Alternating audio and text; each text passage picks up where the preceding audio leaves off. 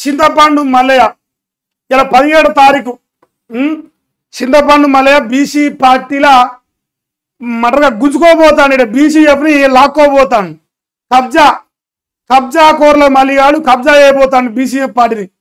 ఆ రాష్ట్ర అధ్యక్షుని పక్కన పడేసిండు. ఇక పార్టీ నాయ జాగిరంటూ గుంజుకుంటాను. మరి అదే జరుగుతుంది. వాళ్ళు వీడియో కూడా రిలీజ్ చేసారు. ఇంకా చూడరా, ఇంక మావోని పొడుగుంటుంది ముచ్చట. ఇక మన ఎలుగోడు బజార్ మనిషిడు మంది సొమ్ము వేసి ఇట్లుంటుంది. మరి ఇగో సాయ పైసలు బిచ్చ పాడుకొని మంది సొమ్ము వేసి మందిని ముంచి బ్లాక్ మెయిల్ చేసి బులుఫిలు వీడియో పట్టుకొచ్చుకొని నాయకులను బ్లాక్ మెయిల్ చేసి చంపైతే ఇట్లా బలవచ్చు అనమాట. ఇట్లా బలవచ్చు, ఇట్లా కథలు చెప్పొచ్చు, ఇట్లా ఒక పార్టీని గుంజుకోవచ్చు, ఇట్లా మందిని ముంచవచ్చు, రాజకీయంలో మీటింగ్ పెట్టుకోవచ్చు. అన్ని లంగా పనులు చేస్తే మీరు కావాలంటే మీరు కూడా లంగా పనులు చేరి మీరు కూడా మల్లిగాళ్ళ కింద మంచి గుప్పుతారు. ఇట్లా ఎలుగోడు నడుపుకోవచ్చు, టెన్షన్ లేదు, ట్రై చేయండి. అప్పుడు ఇప్పుడు బీసీలకు ఒరిగింది ఏమి లేదు. ఈ సన్నాసోడు ఆ కాంగ్రెస్ అనుకున్నాం కానీ ఇప్పుడు కానీ ఒరిగింది కూడా ఏం లేదు. చూడ నైజాం విముక్తి నుంచి రాష్ట్ర ఏర్పాటు దాకా ఇదే పరిస్థితి కాదా? ఓ నిజాం ప్రభు మంచోడా మెంటల్ దాకా కట్టిండు మెంటల్ గాళ్ళ కోసము. నిజాం ప్రభు మంచోడు చాలా గొప్పోడు మెంటల్ దాకా కట్టిండు. ఈ లంగా నా కొడుకే చెప్పిండు. ఇవాళ ఏం వీడియో మంచిగా రాస్తాను. అయ్యో నిజాం కుషతో పాలన అంటాను. ఇవాళ పప్పుల తేటు ఎటు తిరిగే తెలియదు. ఇది ఆ భూములు వ్యాపారాలు రాజకీయం అన్ని అగ్రవర్ణాల కబంధ హస్తాలోనే. గ్రామాల్లో పటవారీల వ్యవస్థ మాత్రమే పోయింది, కానీ రెడ్లు వెలమల ఆధిపత్యం పదిలంగానే ఉంది. మరి అగ్రవర్ణాల చేతుల్లోనే రాజకీయం పరిపాలన ఉంది. వాళ్ళ సంకలనాకి ఎమ్మెల్సీ టికెట్ తెచ్చుకున్నాడు, వాళ్ళ ఎంగిల్ పెట్టుకుని తిన్నాడు. ప్రధాన పార్టీలో ఆ వర్గాల్లో పెత్తనం 78 ఏళ్ళుగా అయితే పరిస్థితి. ఇంకో ఇళ్ళనేమో రెడ్లు వెలవది పెత్తనం, ఈ బీసీఎఫ్లో పటేల్ ఇప్పుడు పెత్తనం నడపోతుంది. చింతపండు మల్లేశ పటేల్ది ఒక గవర్నమెంట్ నెక్ చేసిండు. ఆయన ఐతగోని రాఘవేందర్ గౌడ్ని పక్కన పడేసిండు. వీడు లాక్కుంటాను. ఆడ పోయింది రెడ్డి వేలమ రాజ్యం పోతే ఇంకో పటేల్ చింతపండు పటేల్ రాజ్యం వస్తాను ఇప్పుడు బీసీఎఫ్లా. అంతేనా పటేలా? చింతపండు చిన్న కథ లేదు. అలా ఒక గౌడ బిడ్డను ఆయన వీడియో చేసిండు. నేను చూపించాను కదా, మళ్ళీ చూపిస్తాను. ఆయన వీడియో చేసి మాకు ఆహ్వానం లేదు, మరి మా పార్టీలోకి వస్తాను, నేను మా పార్టీ అని చెప్తాను. ఇదేంద్ర వారి వీడియో చేసిండు. ఈయన రాష్ట్ర అధ్యక్షుడు. ఈయన విలువలే, ఈయన దేక్తలేడు. ఎందుకంటే ఈయన కడ పైసలు లేవు, ఈయన మందిని ముంచలే, ఈయన ఎంగిల్ మెతుకులు తినలే, ఓ నుచ్చ రాగలే, ఎమ్మెల్సీ కాలే, ఛాయ బదులు పిచ్చాము అడుక్కోలే. అందువల్ల ఆయన ఆహ్వానం లేదు, ఈయన దేకాడు. ఇప్పుడు ఈయన ఎందుకంటే పంది బలాడు ఎలుగోడు బలాడు మనసు ఉమ్మేస్తే ఆయన బలవలే కదా. బీసీల రాజ్యం తెస్తాడు, బీసీల యుద్ధ నౌక అవుతాడు. ఇంకో కానీ బీసీలని కుడిపిస్తాడు. మల్లె మొగ్గలు కుడిపించి బీసీఎఫ్ నాదే మాయ జాగిరని చెప్తా తిరుగుతాడు. ఇలా అదే చెప్తాడు. చూసుకోరు. ఇక మన లైవ్ స్టార్ట్ అయినాక మీకు చెప్తా ముచ్చట మొత్తం మీకు ఇలా ఉంటుంది. ఇంకేంది 78 ఏళ్ళుగా ఇదే పరిస్థితి. రాష్ట్రం వచ్చినా బీసీల అదే దుస్థితి. అందుకే సబ్బండ బీసీ కులాల స్వారంభన కోసం బీసీల కొత్త పార్టీ ఉన్న పార్టీ అదే. బీసీలో ఉన్న పార్టీ బీసీల కొత్త పార్టీ కాదు. లంగా ఏవాడు ఉంటాడు మన రేవంత్ వెలుగు. మన రేవంత్ వెలుగు డప్పు కొడుతుంది ఇలా మొత్తం. ఇలా ఫుల్ పైసలు యూట్యూబ్లో మన రేవంత్ వెలుగు. ఏందా ఎన్నో తరాల కళ బీసీల పార్టీ ఆల్రెడీ ఉంది. అది నువ్వెట్లే ఇప్పటికీ ఎంతో మంది వచ్చారు, కానీ పోరాటం చేయలేక వెనుకడు వేశారు. అందరూ నీళ్ళక మందు చదవాలి కదా, అందరూ రేవంత్ రెడ్డి ఎంగిలి పెట్టుకుని వెళ్ళే కదా నీళ్ళక.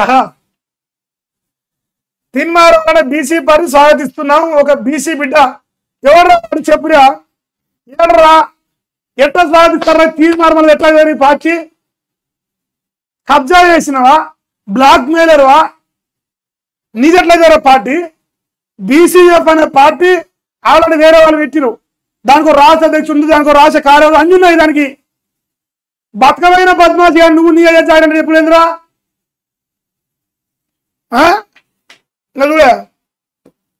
బీసీ పార్టీ కోసం నేత ఎదురుచూపులు ఈడే పెడతాను. ఇప్పుడు పార్టీ బీసీ పార్టీలో చేరాలి ఏకపక్షంగా నిర్ణయం. బీసీ సీఎంను చూడాలనుకుంటున్నా కాదు.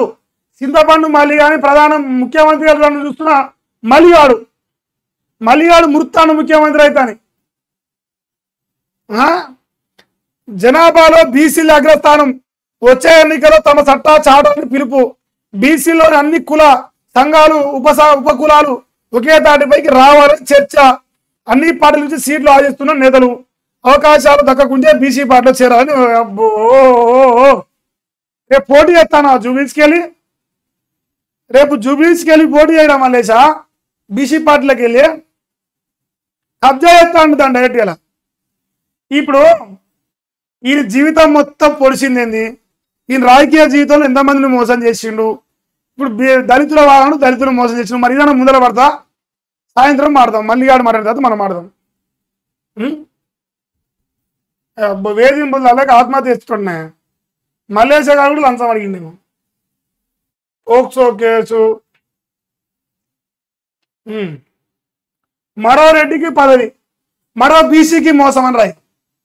మరో బీసీఎఫ్ పార్టీ తెలంగాణ రాష్ట్ర అధ్యక్షుడు మరి ఐతగోని రాఘవేందర్ గౌడ్కి అన్యాయం అని రాయాలి కదా మరి. అది కూడా ఇంకేంది ఇక ఉంటుంది. ఇవాళ ఫుల్ పొట్టు ఉంటుంది ఇలా ముచ్చట చూడ. ఉద్వేగభరితం ఆనంద క్షణాల మధ్య ఓ రాజకీయ పార్టీ బీసీల కోసం పుడు పోసుకుంటుంది. ఎప్పుడు కూర్చుందిరా బీసీఎఫ్ పార్టీ? ఎప్పుడు కూర్చుందిరా పుడు పోస్తాను అంటున్నావు? నవమాసాలు మోసి కంటాను ఇప్పుడు మల్లేశ, 9 ఏళ్ళ గర్భవతి వైపు నువ్వు చెప్పు మరి అట్లన్నా. పుడు పోసుకుంటుందంట. ఉన్న పార్టీలో వీడు జాయిన్ అవుతాడు, వీడు అన్ని లంగా మాట చెప్తాడు. ఎన్నో ఏళ్ళ అణచివేత అన్యాయాన్ని నిలదీసేందుకు అవతరించబోతుంది. తీర్మానం మల్లన్న ఆధ్వర్యంలో బహుజనుల గొంతై పేదోళ్ళ ఊపిరై ఆత్మగౌరవాన్ని నిలబెట్టే రాజకీయ పార్టీ బీసీలకు అండగా నిలనుంది. అగ్ర కులాలు ఎన్ని కుట్రలు చేసినా రాజ్యాంగం కల్పించిన హక్కులతో ఓ పార్టీ రాబోతుంది. రాజకీయంగానే ఎదుర్కొనేందుకు బీసీల వెనుకబాటు తనాన్ని తిప్పికొట్టేందుకు అన్ని కులాల ఐక్యత చాటి చెప్పేందుకు గాలిలో రెపరెపలాడుతున్న ఆత్మాభిమానం నింగికి తాకుతుంది. బీసీ ప్రజలకు ఓ భరోసానిస్తూ అగ్ర కులాల పార్టీలను బొందబెట్టేందుకు కాదు, బీసీఎఫ్ పార్టీలో ఉన్న బీసీ నాయకులను బొందబెట్టేందుకు చెప్పాలి. అదే చెప్పాలి కదా. నిజాలను నెగ్గుతేల్చే ఓ ఉద్యమం రాజకీయ పార్టీగా నామకరణం చేసుకోబోతుంది. ఇక కత్తులతో యుద్ధం చేసుడు కాదు, ఓట్లతోనే పోరాటం చేసే దమ్మున్న రాజకీయ పార్టీ సెప్టెంబర్ 15 అవతారం ఎత్తుతలేదు, కబ్జాకు గురైతుంది. కబ్జా ఇప్పుడు ఈ రోజులు భూములు మింగిండు, బులుఫిలు వీడియో తీసుకొచ్చుకొని బ్లాక్మెయిల్ చేసిండు, కబ్జాలు చేసిండు. ఇప్పుడు డైరెక్ట్ పార్టీనే కబ్జా చేస్తాను అంతే సింపుల్. వాళ్ళ సొంత పార్టీలో ఒకరు జాయిన్ అయితే, ఇప్పుడు రేవంత్ రెడ్డి కాంగ్రెస్ పార్టీలో నేను జాయిన్ అవుతున్నా, రేవంత్ రెడ్డికి ఆహ్వానం ఉండదా? రేవంత్ రెడ్డికి సమాచారం ఉండదా? పోనీ అసలు రేవంత్ రెడ్డికి సంబంధం లేకుండా జాయినింగ్ ఉంటుందా? అందరూ అబ్బాయి ఆ పార్టీలో ఉన్నాడు ఎవడన్నా? ఏ విరామాలు లేచా? ఇది ఎక్కడి రాజకీయం రా? క్యూ న్యూస్ నాది కాదు, అలా నేను ఎంప్లాయ్ అన్నాడు, అది వీక్. ఇప్పుడు క్యూ న్యూస్ అందే, రోల్స్ రాయిస్ కార్ అందే అన్నీ అయినాయి. రేపు గిది కూడా అంతే, బీసీఎఫ్ పార్టీ నాదే. ఎవడా పెట్టింది? నేను లేకపోతే బీఎస్సీఎఫ్ పార్టీ బొచ్చు కూడా లేదంటాడు.